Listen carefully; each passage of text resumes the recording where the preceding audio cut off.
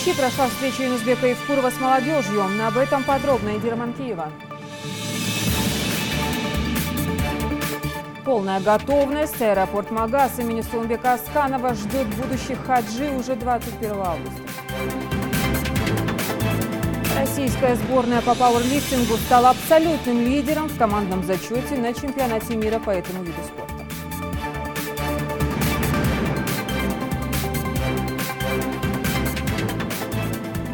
Добрый вечер, это новости 24.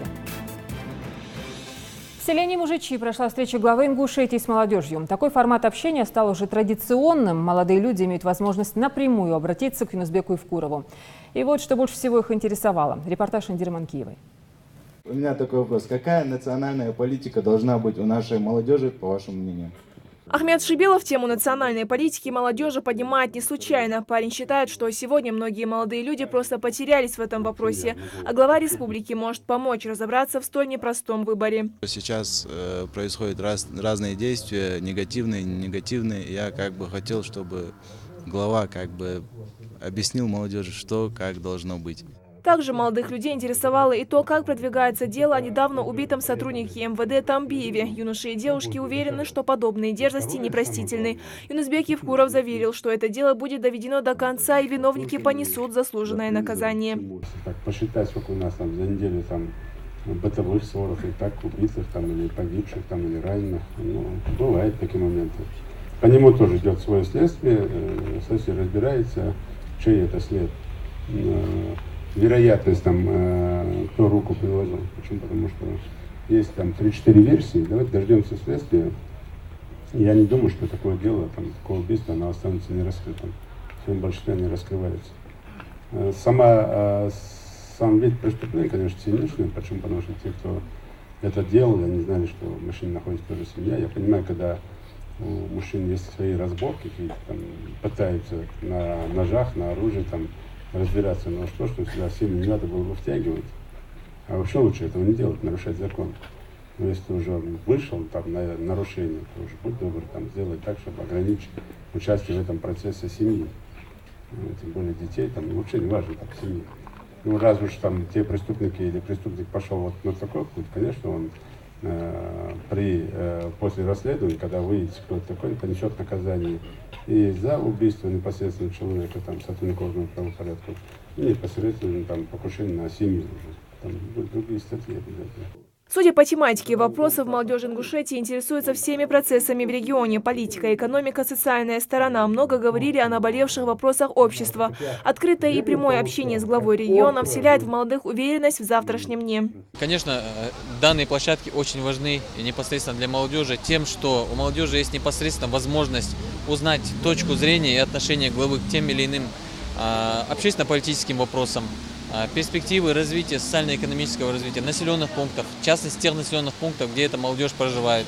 Могу сказать, что, например, общественные советы, молодежные общественные советы сел Сунжинского района готовились тщательно к этим площадкам, потому что у них были ряд вопросов касаемо населенных пунктов, где они проживают. И, конечно же, как от главы республики, как от первого лица, у них была возможность сегодня узнать об этом. Такие встречи с молодежью глава региона устраивает несколько раз в год. Студенты, блогеры, рабочая молодежь. Но многие пришли на такую встречу впервые. Молодые люди отмечают, что тесное общение с первым лицом в неформальной обстановке полезно. Здесь же можно рассказать о своей проблеме, обратиться с просьбой никаких долгих и томительных очередей у дверей чиновников. Все решается здесь и сейчас. Это очень полезная встреча, это открытая площадка, на которую может прийти каждый желающий без проблем. И это такого в других регионах нету, чтобы молодежь встречалась с главой и свободно общалась. Это очень большая возможность задать свой вопрос, получить на него ответ. Я пришел по такому вопросу. У нас в Галашках не развивается по направлению ММА. Из-за этого есть ли возможность или планируется в 2018 году спорткомплекс или спортивный зал по этому вопросу, если будет ли строиться зал. Такие площадки нужны, очень позитивно, людей хороших я узнал. Сейчас подходит, тоже спрашивает, что да как. В общем, очень интересно. Чтобы побольше такого было. Какова задолженность региона по газу и есть ли возможность покупать голубое топливо оптом и дешевле? Молодой человек уверен, что в таком случае у региона не было бы таких внушительных долгов перед газораспределяющей компанией. Нельзя ли договориться с «Газпромом» про какую-нибудь амнистию для должников, чтобы они скинули какой-то процент? Это же товар, и можно ли покупать его оптом? Тоже такой закон, законопроект. То есть если человек на год вперед будет 1000 кубов газа покупать, он там 5 рублей, по-моему, стоит, чтобы они ему дали по 3 рубля. Оптовую цену, если человек за год вперед будет оплачивать. Не проходит это все. В том числе у нас есть договоренность, и Алексей Борисович Миллер обещал, вот то, что ты говоришь, не простить тебе долги, а долги эти вложить в инвестицию твоего села. Я об этом тоже говорил. На сходах сел говорил, везде говорил. И это условия и уступки для всех регионов Северного Кавказа. Например, у села есть там долг, будем говорить, там 40 миллионов рублей. Заплатите долг. И Алексей Борисович возвращает эти деньги, «Газпром» возвращает деньги обратно селу, на дороги, на воду, на все. Это что, плохой подход? Если нам в свой двор не возвращается, Если в свой двор не возвращается, мы почему-то не хотим. Нет, вот в этом и есть причина. В этом и есть причина. Это одна тема. Вторая тема сегодня, вопросы текущие хотя бы платите. А мы по текущим платежам сегодня находимся последние в регионе Северокавказском. Диалог растянулся на несколько часов. Во времени собравшихся никто не ограничивал, но из-за непогоды мероприятие пришлось завершить. Десятки озвученных вопросов и конкретные ответы от главы на каждый из них. Встречи Юнусбека Евкурова с молодежью в формате «Вопрос-ответ» стали уже традиционными. Глава региона сам не раз призывал молодежь быть активной и участвовать в жизни региона. Ведь именно от них зависит будущее Ингушетии. Индира Манкиева, Хаваш Гойгов, Сурхо Кусеев, Новости 24. Ситуацию на дорогах региона обсудили в правительстве Ингушетии. Там прошло совещание под председательством зампреда Заудина Даурбекова. Какие еще необходимо предпринять меры, чтобы минимизировать, а еще лучше полностью ликвидировать нарушения во время свадебной процессии? Главный вопрос встречи. Репортаж Юсупа Гелисханова. На повестке дня беспорядки, провоцируемые свадебными кортежами. Обсудить эту проблему на совещании, проводимом под председательством заместителя председателя правительства Заудина Даурбекова, приглашены Совет старейшин, Совет тейпов, представители администрации городов и районов, а также сотрудники управления по делам религии и ГИБДД. Зампред сразу обозначил меры, которые следует принять для урегулирования ситуации вокруг свадебных кортежей и о недопустимости грубых нарушений не только правил дорожного движения, но и пренебрежения нормами общественной морали и нравственности. У нас происходят такие явления, которые создают угрозу как, например, участникам тех или иных свадебных кортежей, так и посторонним лицам. И не только свадебные кортежи, но и в местах проведения самих свадебных мероприятий. Производство стрельбы, сотрудники органов внутреннего дела нам могут подтвердить, и, наверное, мы сами знаем, что имели место факты причинения огнестрельных ранений посторонним лицам и вплоть до смертельных исходов. Поэтому практически эти явления становятся нетерпимыми. Статистика дорожно-транспортных происшествий в Ингушетии неутешительная. За 7 месяцев текущего года в республике произошло 117 ДТП, в результате которых 40 человек погибло, 194 получили ранения. Представитель ГИБДД Салман Акбиев рассказал о том, как намерены снизить эти показатели. На 20 августа наш уже разработан план. В общем, планируется выставить 14 мобильных экипажей ДПС. Будет увеличена плотность на федеральной автомобильной дороге, выставлены мобильные экипажи ДПС в районе Войнах, на Кавказ университет, также мемориал славы. Кроме этого, территориальные органы ГИБДД тоже планируется выставить у себя на территории по 1-2 экипажа ДПС. Лихачи, примкнув к кортежу, портят людям весь праздник. Свадьба, безусловно, событие особое, в идеале насыщенное обрядами и традициями, и их необходимо соблюдать, а не идти вразрез и на поводу адреналина, считает Аюб Мациев. Он напомнил, как вели себя ингуши на свадьбах в недавнем прошлом. Традиционно у ингушей всегда на свадьбы и на шествия за поездкой за девушкой отбирались более почетные, более подходящие, более уважительные молодые люди. Их обязательно возглавлялся зами халху ваху. Шигер хокер халха хахажуха резамсак хадуха явул дагухар ювар бохшна хажир цигакач цигич бохшна махбер нуску тахуабер цинкулла цинмауку. Сложились вековые традиции. Сегодня молодые люди, определенная часть молодых людей, пытаются нашему народу навязать дикие нравы, которые практически не укладываются ни в традициях, ни в обычаях ингушского народа. И это происходит регулярно, каждое воскресенье. Чтобы в этом убедиться, достаточно зайти в интернет. Вопрос получил широкую огласку и всеобщее порицание после хулиганского поведения молодых людей на свадьбе Аушева в сельском поселении Сурхахи в прошлое воскресенье. Вот кадры, которые выкладывались в интернет самими же участниками беспорядков.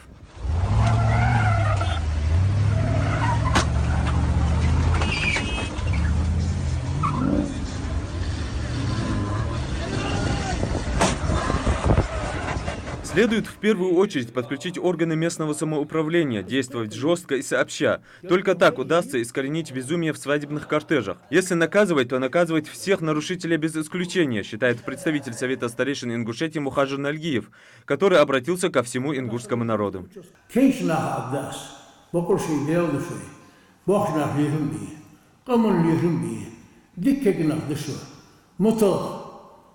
قمر بوخ مبوخ بيه تاكل بوخ إيش مباقة شيء بوخ إيش مباقة دال تودول شو دال ليش دول شو داي بقولوا شيء ديزل دول بيه شيء ديال دي شوي بقولوا شيء ديزل دول بيه شيء ديزل فليل دهاش شو شابوخ أربع شابوخ مش خان شبوخ والبيه هنا شيء ديزل أربع تبيش ديه هنا هدول داس مكة دول داس بقولوا إزديه دس مكة.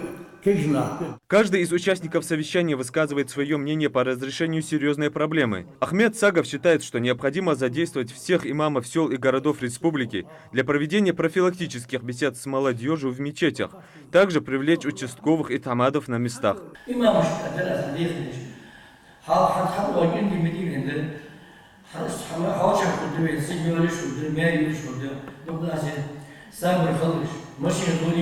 هذا الأسبوع سياحة جدا بقول سنة ما حتى وصلنا غرب حتى وصلنا الزم مباشر طولش إذا جنب وشيش الحمد لله الصحة غير مخاطر يعني هذا أسكت يعني شو من الكماليات سنيزة كل الكماليات سنيزة إمام الشوار شو بس يجي خلاص إسلام يعني.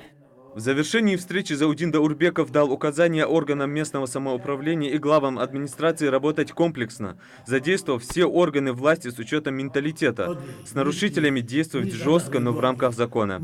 Исуп Гелисханов, Адам Далгиев, Новости 24. Аэропорт Магас имени Сулумбека Асканова готовится к осуществлению международных рейсов в Мекку и Медину. Первый вылет паломников запланирован на 21 августа. К святым местам отправится в этот день 200 человек. Больше подробностей у Залины Магушковой. Уже при въезде на территорию аэропорта паломников встречают баннеры с пожеланиями благословенного хаджа. Ингушский аэропорт, несмотря на отсутствие международного статуса, уже на протяжении 5 лет отправляет паломников к святым местам.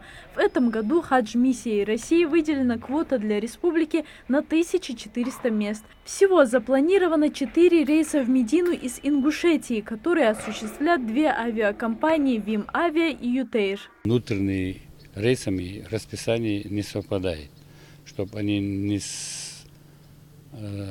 не могут сталкиваться с внутренними пассажирами, которые вылетают. И для того, чтобы удобство вылетающим и пролетающим пассажирам здесь нет никаких препятствий. Если в предыдущие годы мы с этим сталкивались, ставили его на кругу, чтобы пассажиры, провожающие и другие, чтобы не пропускали. В этом году такой необходимости не будет. Очень удобно, график сформирован.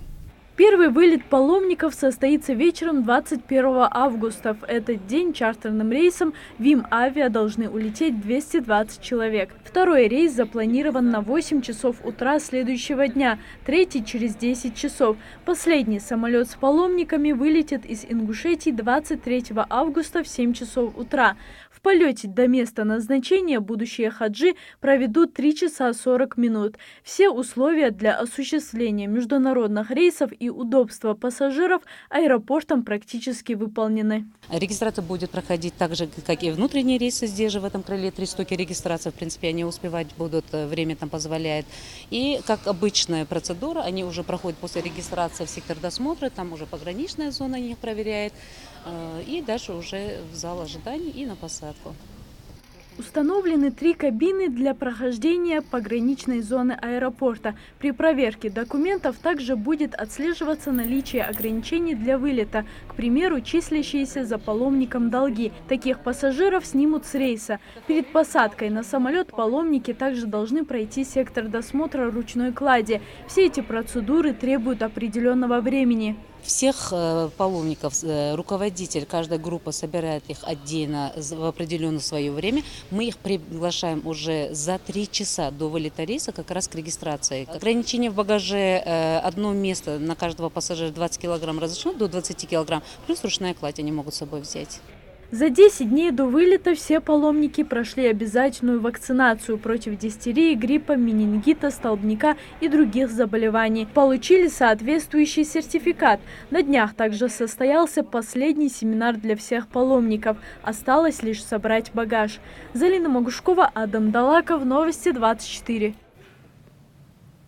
На должность председателя Ассоциации крестьянско-фермерских хозяйств и сельскохозяйственных кооперативов в республике избран Аушев Магомед Гирей.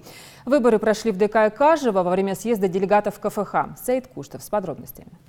В Ингушетии, как и по всей России, особое внимание уделено крестьянско-фермерскому хозяйству. Аграрии и фермеры своим непосильным трудом в буквальном смысле кормят все население страны. Для того, чтобы определить председателя Ассоциации крестьянско-фермерских хозяйств в Ингушетии, на съезд приглашены зампредседателя правительства Магомед Гагиев, председатель аграрного комитета Беял Евлоев, исполняющий обязанности министра сельского хозяйства Крыжиновский. Благодаря вам у нас отпала необходимость ввоза многих продуктов питания.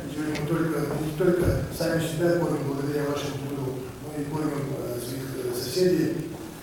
Поэтому сегодня мы надеемся, что вы сегодня выберете работоспособного, деятельного человека, который будет, невзирая на все препоны, будет защищать ваши интересы, будет защищать интересы государства. После оглашения состава президиума делегатов и объявления состава мандатной комиссии по районам, собравшиеся делегаты проголосовали за и против кандидатов. Будем голосовать списком.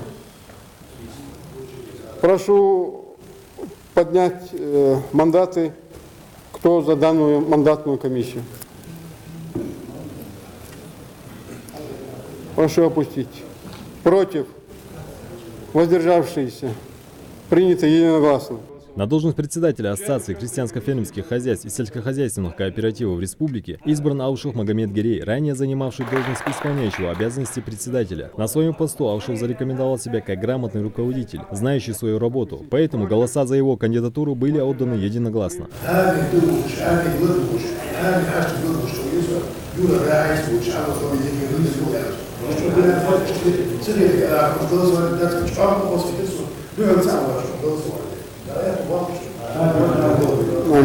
Избрав председателя, делегаты обсудили и другие вопросы, волнующие фермеров. К примеру, Ахмед Умаров уже более 15 лет занимается фермерским хозяйством. Он затронул важную тему. Почему председатель фермерных хозяйств в каждом селе у них нет полномочий? Например, при распределении дотаций работников фермерского хозяйства, финансовая помощь или субсидии, как ее называют, председатель нашего фермерского хозяйства не в курсе. Я спрашиваю, где что, кому, что, я не знаю. Ответ последовал практически сразу от советника Акори. Председатель районных городских ассоциаций выйти с инициативой назначать на общественных началах заместителями глав администрации. Зарплату он там получать, естественно, не будет, бюджет на это не рассчитан. Но если он председатель районной или городской ассоциации будет на общественном начале быть заместителем этого же главы администрации, он может свободно к нему зайти, свободно свои вопросы решать. А так, я знаю, многим приходится стоять в коридорах, часами ждать аудиенции у этих глав администрации. Поэтому работа не идет. У фермеров накопилось немало вопросов ликвидации последствий засухи, расширения земельных участков, нехватка техники. Они надеются, что новое руководство поможет решить проблемы, которые мешают развитию КФХ. Саид Куштов, Халаш Гойгов, Новости 24. В столице региона прошла школьная ярмарка. Здесь уже традиционно были представлены необходимые для учебы вещи. И все по сниженным ценам. Малка Келиматова расскажет.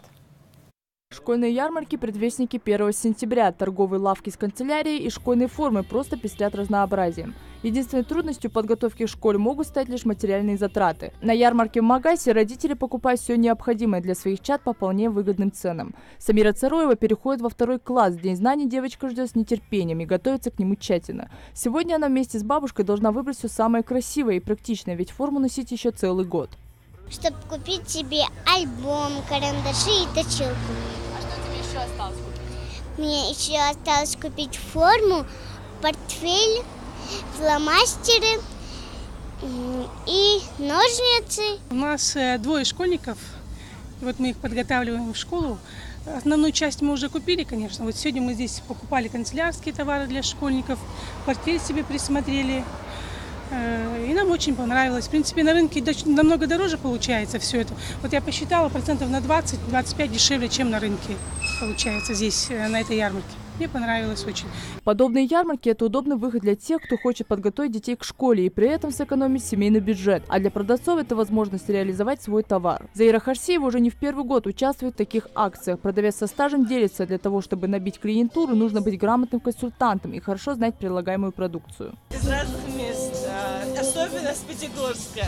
У меня самой есть дети, но я своим детям вот такие предлагаю, вот такие папки. Чаще всего у меня покупают вот такие папки разные всего, вот такие, вот эти карандаши у меня покупают, фломастеры покупают. На этот раз ярмарка прошла на территории торгового дома, сделанного в Ингушетии. Большая площадь обеспечила удобство как и продавцам, так и покупателям. А чтобы поднять настроение перед тяжелым учебным годом, для гостей ярмарки организовали небольшую концертную программу. Предусмотрено для населения нашей республики, а также многодетных семей, малоимущих семей. Сегодня наши торговые точки пошли нам навстречу и сделали скидку 10-20% на ассортимент учебных принадлежностей. До начала учебного года запланировано еще несколько ярмарок в Сунже и Малгобеке. Малка Келиматова, Сурхо Кусиев, Новости 24. Напомню, 27 августа наша телекомпания отметит годовщину своей деятельности. Нам 4 года. В эти дни мы знакомим вас с рабочей кухней НТРК. Сегодня расскажем об искусстве монтажа. Кадр за кадром, как пазл, мастера своего дела собирают картинки, образуя готовый сюжет или программу. Репортаж Амины Боковой. С экрана телевизора зрители видят готовый продукт. Правильно подобранный видеоряд, хороший звук. Создается впечатление, что человек за кадром вещает прямо с места события. Такая идеальная картина создается руками монтажеров. Марин, можешь прочесть еще раз звук, проверим? Как правильно держать ручку, под каким наклоном должна лежать тетрадь? Этому в первую очередь... Все передачи и сюжеты на телевидении в конечном итоге рождаются в студии монтажа. Каждая минута эфирного времени – это результат тяжелой кропотливой работы большой команды. Марем Умарова работает режиссером монтажа с самого открытия НТРК. Еще в детстве она мечтала заглянуть за кулисы телевидения. Поступив в студию искусств по направлению искусства монтажа и успешно его окончив, девушка все-таки решила попробовать свои силы на ТВ. На первый взгляд профессия режиссера монтажа людям, наверное, покажется не очень сложной и важной. Но на самом деле это не так, так как именно режиссер монтажа определяет, в каком виде в итоге зритель увидит тот или иной материал. После общей командной работы корреспондентов, операторов, звукорежиссеров, режиссер монтажа должен грамотно и с творческим подходом соединить весь аудио-видеоматериал. И порой это не очень легкая задача. Хасбулат Хамхоев не только режиссер монтажа, но и талантливый художник. Свою студию он украсил собственными картинами, которые вдохновляют его на создание телепередач. Свою профессию он любит за возможность творить. Интересно с материалом работать. Ну, там, собирать, музыку подгонять, резать, вот это все. Как бы процесс интересен. Быстрая реакция и умение работать в авральном режиме – еще одно качество, которым должен обладать режиссер монтажа. Особенно это актуально для выпуска новостей, ведь на 15 корреспондентов приходится всего 3 монтажера, при том, что эфир новостей обновляется 10 раз в сутки. В течение дня через студию проходят десятки журналистов, и хотя фамилии режиссеров монтажа не всегда звучат в эфире, ребята вкладывают в каждый создаваемый продукт ничуть не меньше сил, чем сами корреспонденты. Порой бывает такое, что ты пришел с какой-то своей задумкой, ты хочешь как-то преподнести сюжет по-своему, но с технической точки зрения это не очень удачно, и монтажер всегда подскажет, как правильно. Искусство монтажа – труд тяжелый. Здесь важно не только владение компьютером и монтажной техникой, но и творческий взгляд. В республике специалистов этого профиля немного, поэтому каждый сотрудник на телекомпании на вес золота. Амина Бокова, Адам Кадзоев, Новости 24.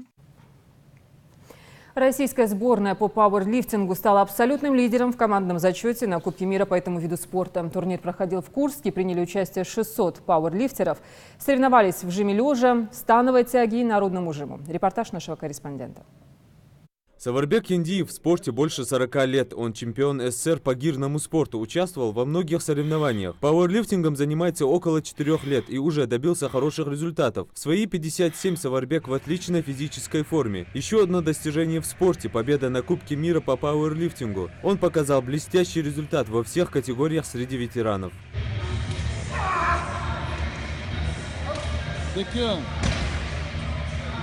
По троеборью 11 выступал. Я выиграл, заработал абсолютку, кубок, абсолютку выиграл. Общий вес 600 килограмм я поднял, а так тяга 250, 205 приседаний и около 150 жим я сделал. 12 я участвовал, тяга по троеборью кубка.